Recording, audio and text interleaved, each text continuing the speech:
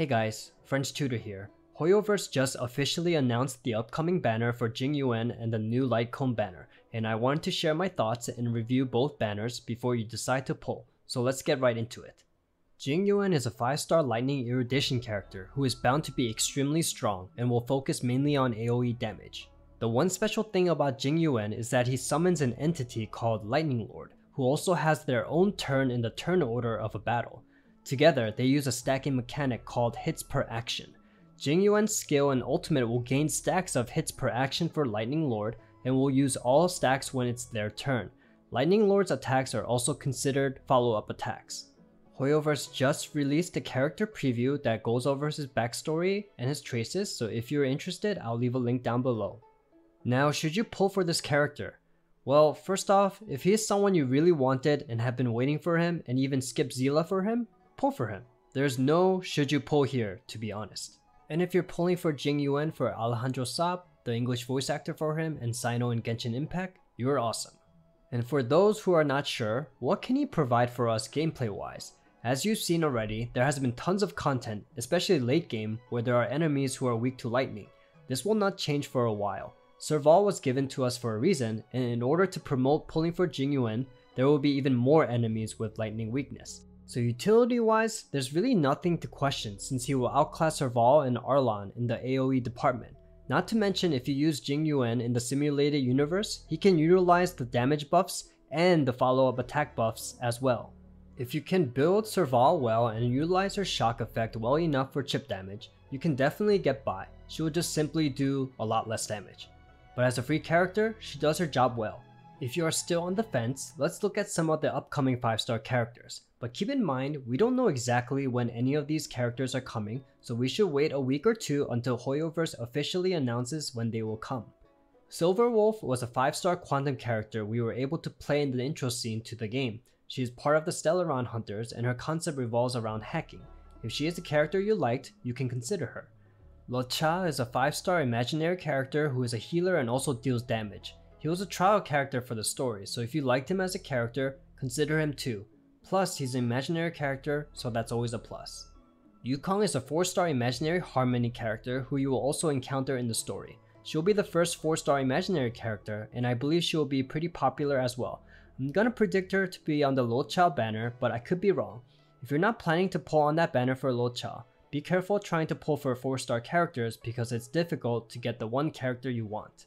Kafka and Blade were some 5-star characters in the story as well. Kafka seems to be extremely popular, and if you are one of those people who only want her and are free to play, it may be a good idea to save up for her now, especially if you don't have a guaranteed pull on your banner. Same goes for Blade if you really liked his character. Now onto the 4-star characters, but first, if you are a free to play player, I advise you not to actively try to get a 4-star on a banner. They can be hard to get, and especially if you lost the 50-50 and have a guaranteed 5-star pull, I wouldn't pull for these characters that you could get on the standard banner. The 4-star cast is just amazing on this banner, and I'm sure you've heard how good all these characters are by now. Sushang is an extremely strong physical hunt unit you can encounter in the story. Having her on your team is a win unless you have strong 5-star hunt characters like Zila or Yan Qing already. Even getting her first Eidolon makes her great because it helps you gain 1 skill point when you use a skill against a weakness broken enemy, and that also procs Sword Stance, a great character from this banner. Ting Yun needs no introduction as an extremely good buffer in this game. If you don't already have her, this banner may tempt you. However, to be completely honest, her Eidolons are not the greatest since she is already solid as she is. E1 gives you a 20% increase in speed for 1 turn with her ultimate, and at E6 her ult regenerates just 10 more energy for an ally.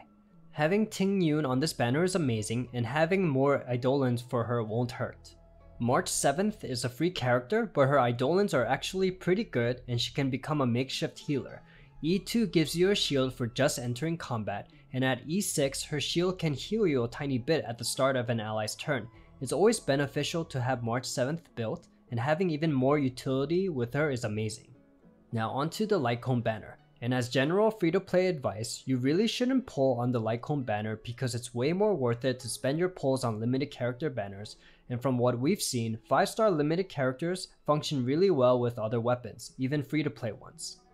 The featured 5-star light cone Before Dawn is amazing. It gives 36% crit damage and increases your skill and ultimate damage by 18%. It also increases follow-up damage by 48% after you use your skill or ultimate. With the crit damage bonus, it makes building Jing Yuan much easier, and you can focus on crit rate relics for him. Also, the follow-up attack damage bonus will buff up Lightning Lord's damage significantly. All in all, an amazing game-changing light cone for Jing Yuan. If you are pay to play, you can consider using this light cone on Himeko as well, since she can utilize all the bonuses, including the follow-up attack damage bonus. Since it's already very beneficial to have crit rate on her for her multi-hit attacks, the crit damage bonus would make her amazing. Herda technically can too, so if you love her as a character and want the very best for her, it is up to you. Just remember her damage output is not the best. For the 4-star light cones, Day 1 of My New Life is probably the best one on here. It increases defense by 16% and increases damage resistance to all allies by 8%.